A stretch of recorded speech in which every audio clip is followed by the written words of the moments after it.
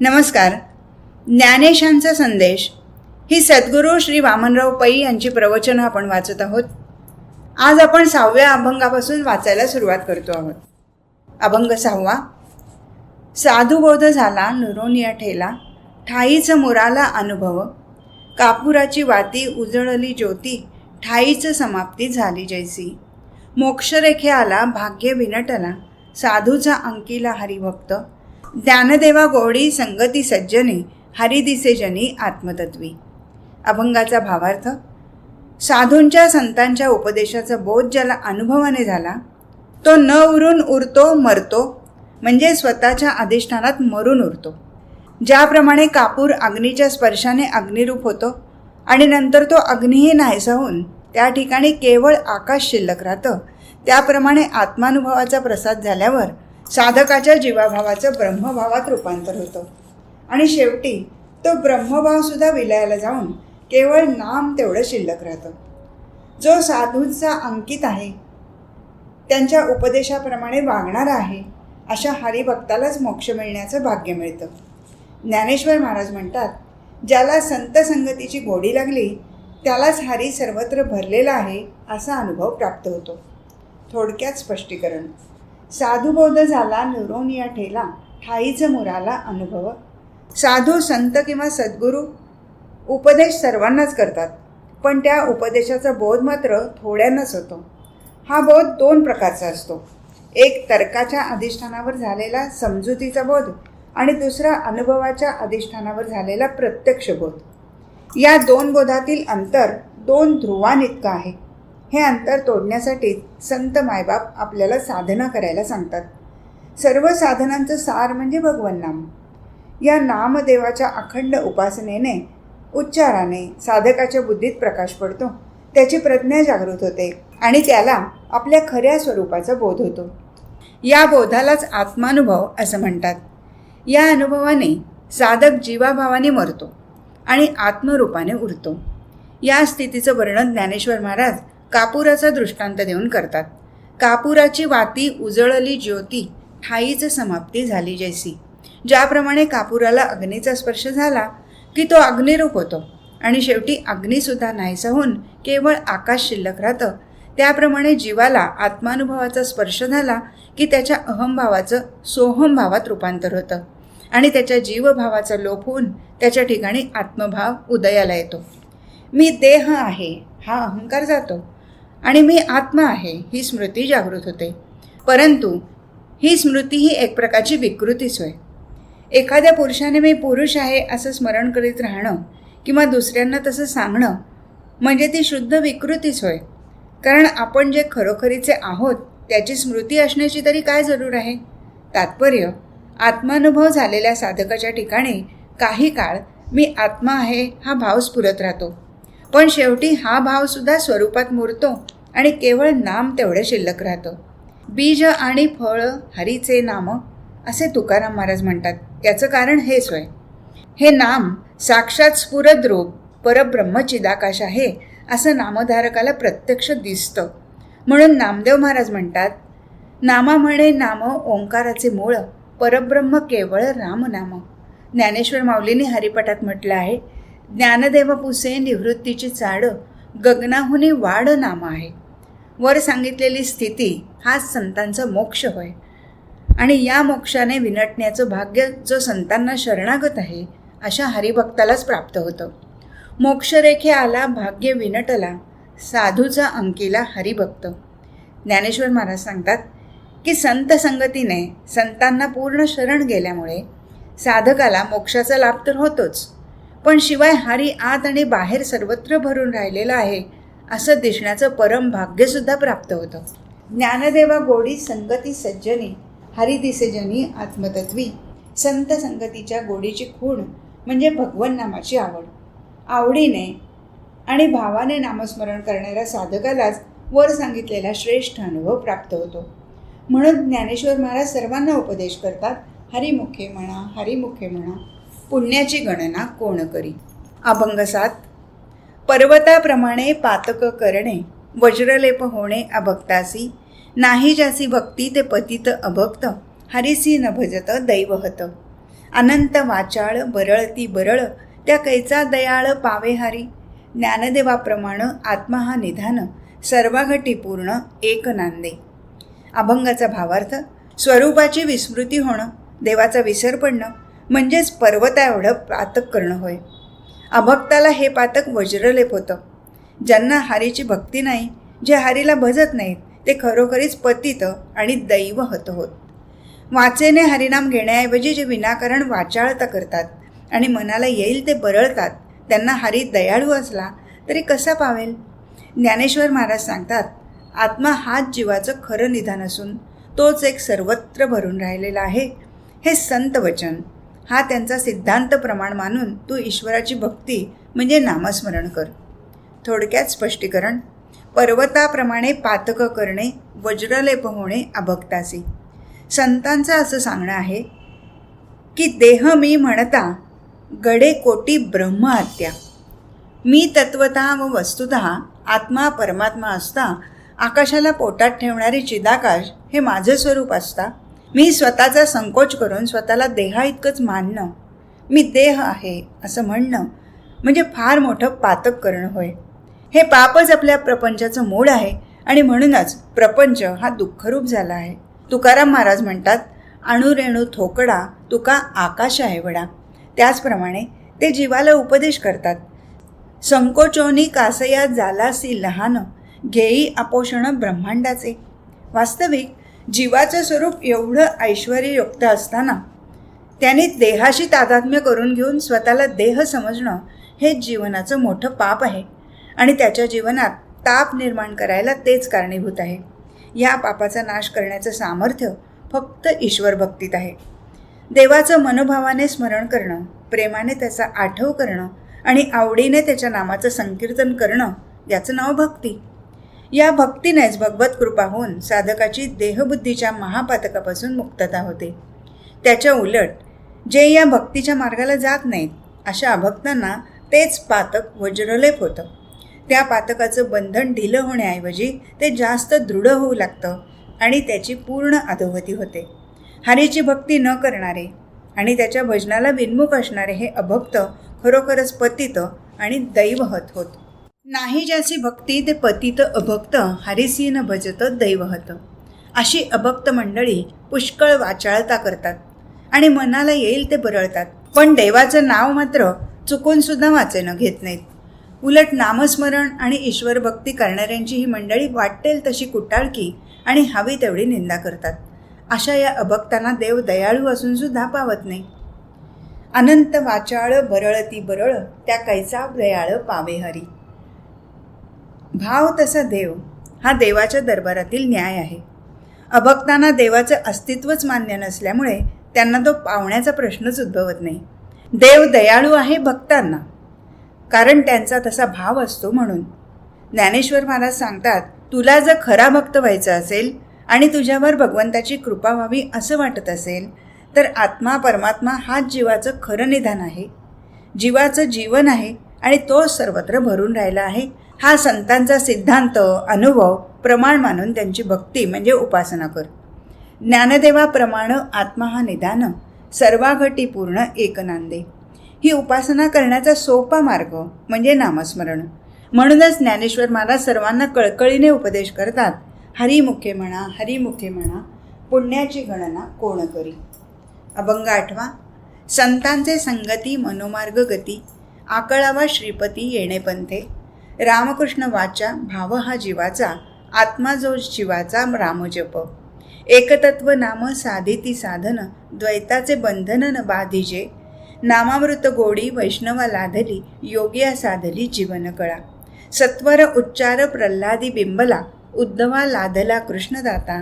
ज्ञानदेव म्हणे नाम हे सुलभ, सर्वत्र दुर्लभ विरळा जाणे. अभंगाचा भावार्थ: संतांच्या संगतीत मनोमार्गाला उलट गती देणं हा श्रीपतीला प्राप्त करून घेण्याचा पंथराज आहे. जो रामजप शिवाचा आत्मा आहे, प्राण आहे, आवडता आहे, तो नामजप हा जीवाचा भाव म्हणजे स्वभाव म्हणजे स्वधर्म आहे. असं हे नाम एक तत्व आहे. या नामाची साधना उपासना जे करतात त्यांना द्वैताचं बंधन बाधत नाही. अशा नामधारकांना, वैष्णवांना जे नामामृत सहज प्राप्त होतं ते नामामृत योग्यांना महान कष्ट करून मिळणाऱ्या जीवनकलेपेक्षा श्रेष्ठ असतं. ज्या नामोच्चाराने नामामृत प्राप्त होतं तो नामोच्चार प्रल्हादाच्या अंतःकरणात नारदाच्या कृपेने बिंबला आणि उद्धवाला तो कृष्ण कृपेने प्राप्त झाला. ज्ञानेश्वर महाराज म्हणतात, ज्या नामाने परमसिद्धी प्राप्त होते ते नाम जरी सुलभ असले तरी त्याचं महात्म्य जाणणारा विरळ असल्यामुळे ते सर्वत्र दुर्लभ झाले आहे. थोडक्यात स्पष्टीकरण: संतांचे संगती मनोमार्ग गती आकळावा श्रीपती येणे पंथे. आपलं मन हे सहजच इंद्रियांना सन्मुख आहे आणि इंद्रिय स्वभावतः बहिर्मुख आहेत. इंद्रियांच्या द्वारे मन विषयांकडे सुखाच्या आशेनं ओढ घेतं. हा मनाचा मार्ग आहे आणि ज्याप्रमाणे पाणी हे सखल दिशेकडेच वाहतं त्याप्रमाणे मन हे विषयांच्या दिशेने धावतं. ही मनाची गती म्हणजे अधोगती होय. या मनाच्या मार्गाला आणि त्याच्या गतीला उलटवणं हाच परमेश्वर प्राप्तीचा मार्ग होय. परंतु जोपर्यंत संत संगती लाभत नाही तोपर्यंत मनाची चंचलता नष्ट होऊन ते विठ्ठल चरणी स्थिर होणे शक्य नाही. म्हणूनच ईश्वर प्राप्तीचा पंथराज म्हणजे संत संगतीत मनोमार्गाला उलट गती देणं. संत संगतीचा महिमाच असा आहे की मन आपोआप विषयाला विन्मुख होऊन देवाला सन्मुख होतं. त्याचं मुख्य कारण म्हणजे संत संगतीत साधकाला मिळणारं भगवन नाम हेच होय.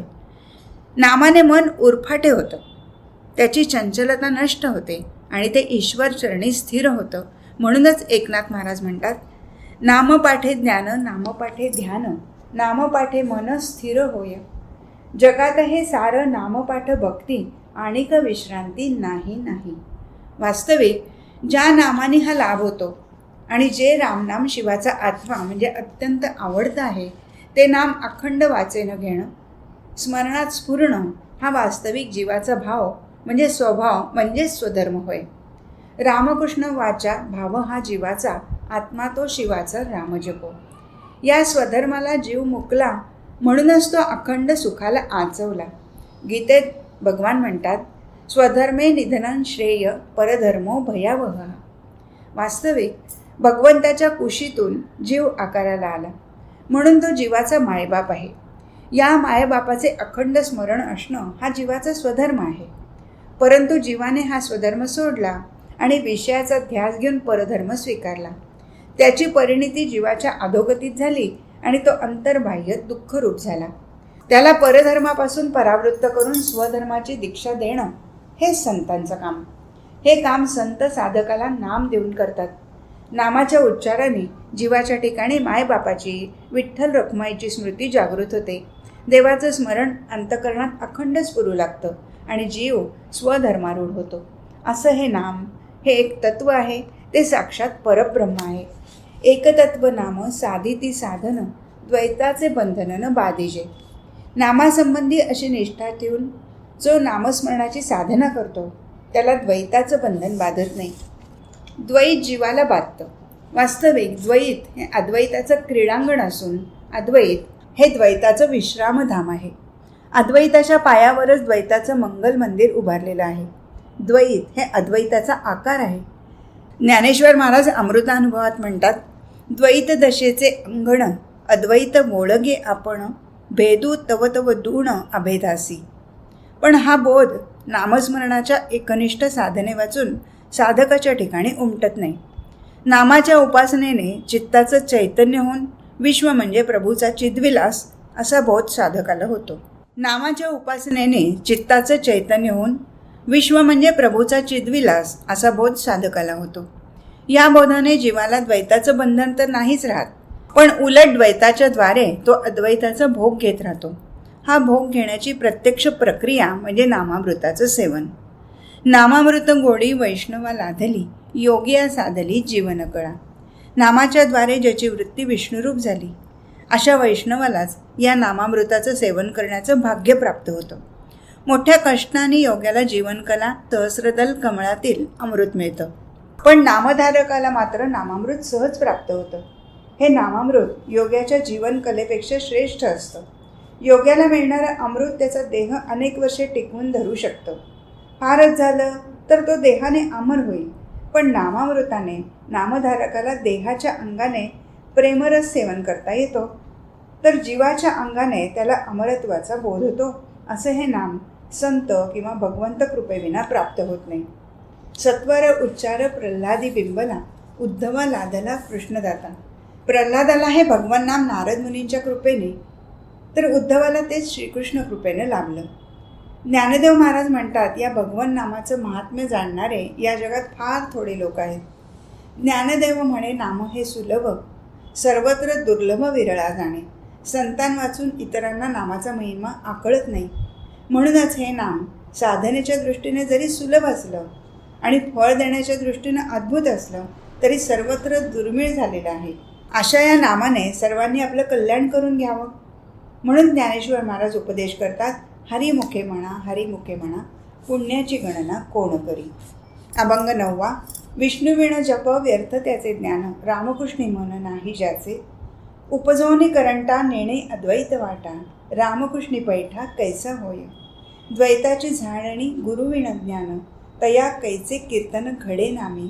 ज्ञानदेव म्हणे, सगुण हे ध्यान, नामपाठ मौन प्रपंचाचे. अभंगाचा भावार्थ, भगवन नावाच्या जपाव्यतिरिक्त इतर सर्व जप व्यर्थ आहेत. त्याचप्रमाणे ज्याचं भगवत चरणी प्रेम नाही त्याचं ज्ञानसुद्धा व्यर्थच आहे. भगवन नाम ही अद्वैताची वाट आहे. जन्माला येऊन ज्याने ही वाट जाणून घेतली नाही तो खरोखरी हतभागी होय. अशा करंट्याला भगवंताचे चरण कसे प्राप्त होतील. गुरुकृपेने मिळणाऱ्या ज्ञानाविना द्वैताचा निराश होत नाही. असा द्वैताचा निराश ज्या साधकाच्या ठिकाणी झाला नाही त्याला नामसंकीर्तन करण्याचं भाग्य कसं प्राप्त होईल. ज्ञानेश्वर महाराज म्हणतात, भगवन नाम हे देवाचं सगुण ज्ञान आहे आणि नामाच्या पाठाने प्रपंच विरून जाऊन साधकाच्या ज्ञानात केवळ परब्रह्माचं ज्ञान स्फुरू लागतं. थोडक्यात स्पष्टीकरण, विष्णुविना जप व्यर्थ त्याचे ज्ञान, रामकृष्णी मन नाही ज्याचे. भगवन नामाचा जप करण्याऐवजी इतर नाना प्रकारचे तंत्रयुक्त मंत्राचे जप करणारे पुष्कळ लोक आढळतात. परंतु संतांचं असं सांगणं आहे की भगवन नामाच्या जपाव्यतिरिक्त इतर सर्व जप व्यर्थ होत, कारण त्या तंत्रयुक्त मंत्राचा जप करणं साधकाला हितावह नाही. तुकाराम महाराज म्हणतात, मंत्र चळे थोडा तरी धडची होय बेडा, किंवा मंत्र चळे पिसे लागती सत्वर, अबद्धते फार तरले नामे. हे तंत्रयुक्त मंत्र जप विधी विधानपूर्वक जपायचे असतात. त्यात चूक झाली तर क्षमा नाही. ज्ञानेश्वर महाराज सुद्धा एके ठिकाणी सांगतात, अशौची या जपू नये आणि कांते ऐकू नये, ऐशाही मंत्र ते जग बिहे, त्याचे फळणे थोडे, परीक शोभणे बहु, ऐसा नवे हा मंत्रराज रे रे. भगवन नाम हा मंत्रराज आहे. त्याला विधिविधान नाही, कुठल्याही तऱ्हेची त्याला बंधनं नाहीत. म्हणूनच ज्ञानेश्वर महाराज ज्ञानेश्वरीत सांगतात, नाम जप यज्ञ तो परम, बाधून शके स्नानादी कर्म, नामे पावन धर्माधर्म, नाम परब्रह्म वेदार्थे. तात्पर्य, भगवान नामाचा जप करण्याचं सोडून इतर जप करणं निरर्थक होय. त्याचप्रमाणे भगवंताच्या चरणी प्रेम नसेल तर मिळवलेले ज्ञान, विद्वत्ता किंवा पांडित्य व्यर्थ होय. अशा विद्वत्तेने अहंकार निर्माण होऊन तो सर्व नाशाला कारणीभूत व्हायचा हे निश्चित. ज्ञानेश्वर महाराज सांगतात, नवल अहंकाराची गोठी, विशेषे न लगे अज्ञानापाठी, सज्ञानाचे झोंबे कंठी, नाना संकटी नाचवी. ज्ञानेश्वर महाराज पुढे सांगतात, ज्या नामाने भगवत प्रेम प्राप्त होतं ते नाम ही अद्वैताची वाट आहे. तुकाराम महाराज सांगतात, स्वल्प वाटे चला जाऊ, प्रेमे गाऊ विठ्ठल, तुका म्हणे हेची नीट, जवळी वाट वैकुंठा. नामगायन ही अद्वैत स्थिती प्राप्त करून देणारी, वैकुंठाला नेणारी जवळची आणि सुखाची वाट आहे. नामदेव महाराज सुद्धा म्हणतात, नामेची तरले नामेची तरले, नाम म्हणता गेले वैकुंठासी. ज्या ठिकाणी वृत्ती कुंठित होते त्या ठिकाणी वैकुंठ म्हणतात. ते ठिकाण म्हणजे जिथे द्वैताचं भान नाही असं आपलं अद्वैत स्वस्वरूप. जन्माला येऊन ज्याने नामाची वाट अनुसरली नाही, संतांकडून जाणून घेतली नाही, तो खरोखरीच दुर्दैवी होय. उपजोनी करंटा नेणे अद्वैत वाटा, रामकृष्णी पैठा कैसा होय. अशांना भगवंताचे चरण कसे प्राप्त होतील असं ज्ञानेश्वर महाराज मोठ्या कळकळीने विचारतात. गुरुकृपेने ज्यांना ज्ञान मिळतं त्यांनाच भगवत प्राप्तीचा लाभ होतो. गुरुबोधाने, साधुबोधाने, संतबोधाने जे ज्ञान प्राप्त होतं त्या ज्ञानाच्या प्रभावाने द्वैत आपोआप मावळू लागतं आणि अद्वैत स्वरूप दृष्टीत भरू लागतं. मी हे देवाचं रूप आहे, देह हा देवाचा आकार आहे आणि विश्व हा देवाचा विलास आहे, असं ज्ञान साधकाच्या ज्ञानात जसजसं स्फुरू लागतं तसतसं भगवंताचं प्रेम अंतःकरणात संचरू लागतं. या प्रेमाचा भोग भक्त भगवंताला त्याच्याच नामाने आळवून गावून संकीर्तन करून घेऊ लागतो. द्वैताची झाड आणि गुरुविण ज्ञान तया कैसे कीर्तन घडेल नामी, असे नामसंकीर्तन गुरुकृपेने गुरुबोधाने द्वैताची जाडणी झाल्यावाचून कसं होईल. शेवटच्या चरणात ज्ञानेश्वर महाराज म्हणतात, नाम हे देवाचं सगुण ध्यान आहे आणि नामपाठाने प्रपंचाचं मौन होतं. ज्ञानदेव म्हणे, सगुण हे ध्यान, नामपाठ मौनच प्रपंचाचे. ध्यान या शब्दाचा अर्थ आपण एरवी जसा करतो तसं इथे नाही. मन एकाग्र करून मूर्तीचं रूप डोळ्यापुढे आणणं म्हणजे ध्यान, ज्याला इंग्लिशमध्ये आपण मेडिटेशन म्हणतो, ते ध्यान या ठिकाणी अभिप्रेत नाही. ते ध्यान तुकाराम महाराज सांगतात त्या प्रकारचं आहे. तुका म्हणे, केली नेत्री ओळखणं, तटस्थ हे ध्यान विटेवरी. नाम हे देवाचं सगुण ध्यान आहे. नाम हेच देवाचं रूप आहे. नामाच्या रूपाने देव सगुण साकार आहे. म्हणूनच नामदेव महाराज म्हणतात, नामतेची रूप, रूपतेची नाम, नामरूपा भिन्न नाही नाही, आकाराला देव नामरूपा आला, म्हणून स्थापिला नामवेदी. अशा दिव्य नामाच्या पाठाने घोषाने प्रपंचाचं मौन होतं. स्वरूपाच्या विसरात प्रपंचाचं भान होतं, तर स्वरूपाच्या स्मृतीत प्रपंच विरून जातो. नामाने स्वरूपाची स्मृती जागृत होते आणि सर्वत्र चैतन्याची प्रचिती येते. म्हणूनच तुकाराम महाराज म्हणतात, न आहे प्रपंच झाला परब्रह्म, अहम सोहम ब्रह्म आकळले. नामाने प्रपंचाचं मौन होतं. म्हणून ज्ञानेश्वर महाराज सर्वांना उपदेश करतात, हरिमुखे म्हणा, हरिमुखे म्हणा, पुण्याची गणना कोण करी. आज इथेच थांबू. हरिओम तत्सत.